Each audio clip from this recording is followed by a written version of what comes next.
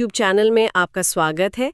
आज हम एक बहुत ही मज़ेदार और ज़रूरी डीप डाइव करने वाले हैं। हाँ, वेलकम एवरीवन। आज का जो हमारा टॉपिक है ना, वो नीट बायोलॉजी का सबसे स्कोरिंग पार्ट है, मतलब यूनिट 2। बिल्कुल।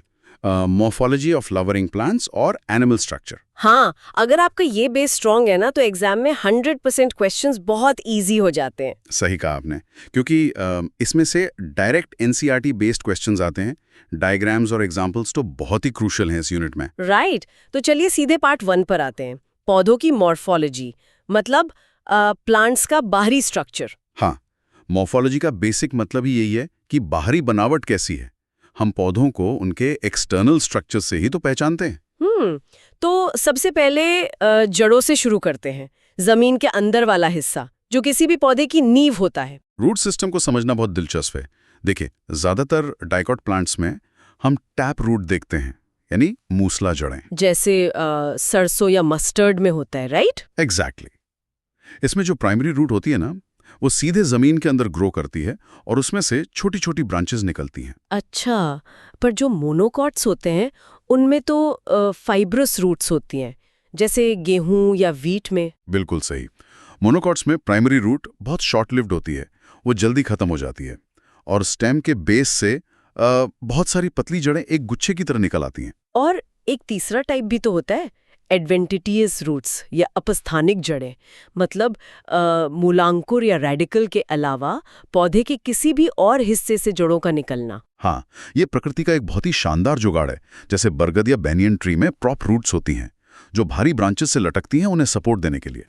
नीट के लिए रूट मॉडिफिकेशंस के एग्जाम्पल्स याद रखना बहुत जरूरी है। हाँ, जैसे खाने को स्टोर करने के लिए गाजर और शलजम, मतलब कैरेट और टर्निप। और राइजोफोरा का एग्जाम्पल तो बिल्कुल नहीं भूलना है, जो दलदली इलाकों में होता है। ओहो, वो रेस्पिरेटरी रूट्स जिन्हें न्यूमैटोफोर्स कहते हैं। हाँ, जहाँ जमीन में ऑक्सीजन नहीं होती, वहाँ जड़ें सांस लेने के लिए जमीन से ऊपर हवा में आ जाती हैं। ये तो बहुत ही कमाल का एडेप्टेशन है।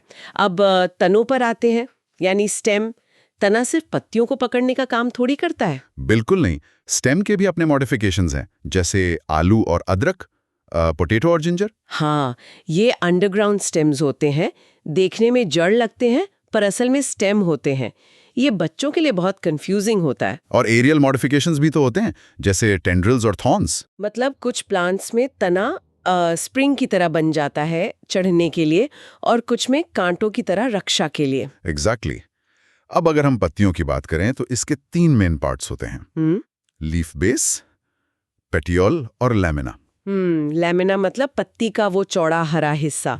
लेकिन नीट के पर्सपेक्टिव से जो सबसे इम्पोर्टेंट है वो है वेनेशन और फाइलोटैक्सी। राइट।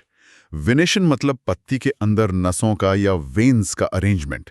डाइकॉट्स में ये रेटिकुलेट होता है, जैसे एक पूरा जाल बिछाओ। और मोनोकॉट्स में पैरेलल वेनेशन होता है, जहां नसें एक दूसरे के समानांतर चलती हैं। हाँ, और ये वेन्स सिर्फ डिजाइन नहीं है, ये पत्ती का प्लम्बिंग सिस्टम और मैकेनिकल सपोर्ट है। Make sense. और फाइलोटैक्सी क्या है? ये तो पत्तियों का स्टेम पर उगने का पैटर्न होता है ना। हाँ, ताकि हर पत्ते को ज्यादा से ज्यादा सनलाइट मिले। ऑल्टरनेट, ऑपोजिट और वॉल्ड, ये 3 टाइप्स होते हैं। जैसे चाइना रोज में ऑल्टरनेट होता है, अमरूद या गुआवा में ऑपोजिट, और एल्स्टोनिया में वर्ल्ड।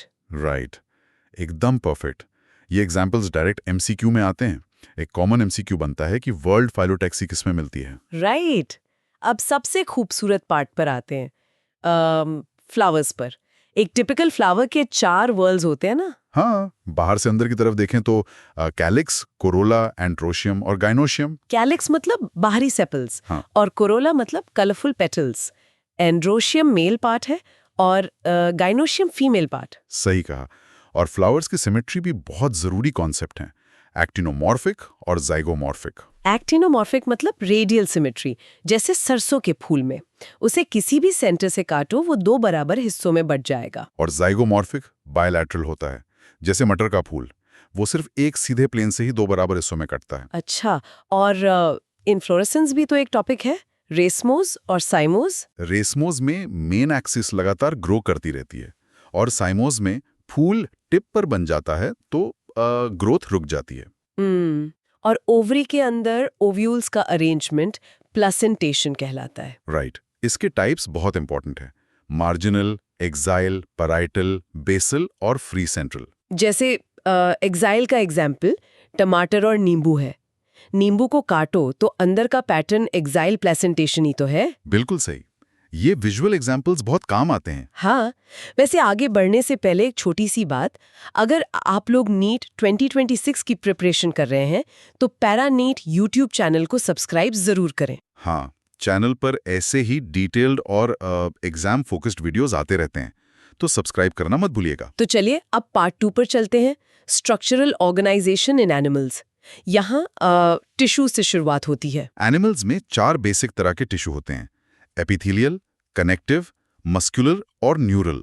एपिथेलियल तो बाहरी और अंदरूनी कवरिंग बनाता है। और कनेक्टिव बॉडी को सपोर्ट करता है, जैसे ब्लड और बोन्स। हाँ, और मस्कुलर टिश्यू हर तरह की मूवमेंट के लिए है। जबकि न्यूरल टिश्यू इस पूरी मशीनरी को कंट्रोल और कोऑर्डिनेट करता है। राइट। अब इस चैप्टर में एक बहुत ही स्पेसिफिक एग्जाम्पल दिया है, इंडियन बुल फ्रॉग या राना टिग्रीना का। हाँ, मॉर्फोलॉजी ऑफ फ्रॉग समझना बहुत जरूरी है।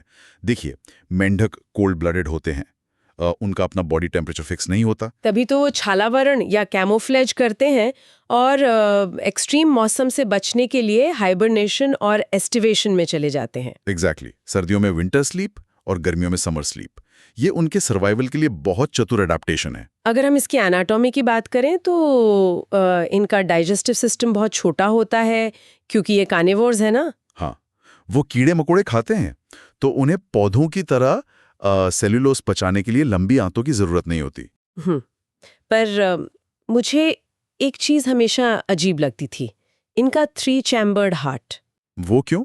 मतलब 2 एट्रिया और सिर्फ 1 वेंट्रिकल।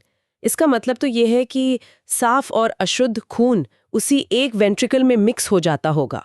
देखिए, अगर हम इंसानों के नजरिए से सोचें तो ये एक फ्लॉ लगता है, पर मेंढक के लिए ये परफेक्ट है। अच्छा, वो कैसे? उन्हें ऑक्सीजन की कमी नहीं होती? नहीं, क्योंकि मेंढक क्यूटेनियस रेस्पिरेशन भी करता है। वो पानी में अपनी स्किन से सांस लेता है, तो जो ब्लड वापस दिल की तरफ आता है वो स्किन से होकर काफी हद तक पहले ही ऑक्सीजनेटेड हो चुका होता है। Oh wow! तो खून पूरी तरह से अशुद्ध होता ही नहीं है। एग्जैक्टली। तो दिल में मिक्स होने के बाद भी उसमें पर्याप्त ऑक्सीजन होती है। इससे उनकी काफी एनर्जी बचती है। ये तो बहुत ही स्मार्ट इंजीनियरिंग है। और इनका एक्सक्रीटरी सिस्टम कैसा होता है? ये यूरियोटेलिक होते हैं, मतलब यूरिया एक्सक्रीट करते हैं जिससे पानी का लॉस कम हो। और इनका नर्वस और रिप्रोडक्टिव सिस्टम भी बहुत वेल डेवलप्ड होता है। और इकोसिस्टम में पेस्ट कंट्रोल का काम करते हैं, कीड़ों को खाकर। सही बात है। अच्छा, अब थोड़ा मेमोरी ट्रिक्स पर आ जाते हैं। बच्चों को ये सब याद रखने में बहुत दिक्कत होती है। देखिए, मैं एक सिंपल ट्रिक देता हूँ एनिमल टिश्यू क्लासिफिकेशन के लिए। Every cell must nourish. ओहो, आई गेट इट। ई से एपिथेलियल, सी से कनेक्टिव, एम से मस्कुलर और एन से न्यूरल। बहुत बढ़िया ट्रिक है। हाँ, और फ्लावर्स के पार्ट्स के लिए भी ऐसी ट्रिक्स चैनल पर अवेलेबल हैं। अगर एग्जाम फोकस सेक्शन की बात करें तो कुछ शॉर्ट टॉपिक्स हैं। कौन कौन से? ये पार्ट पैरा नीट के स्टूडेंट्स के लिए बहुत इंपॉर्टेंट है, जरा ध्यान से सुनिएगा। रूट मॉडिफिकेशंस, फ्लावर स्ट्रक्चर और सिमेट्री, टिश्यू टाइप्स और फ्रॉग की एनाटॉमी, स्पेशली उसका हार्ट।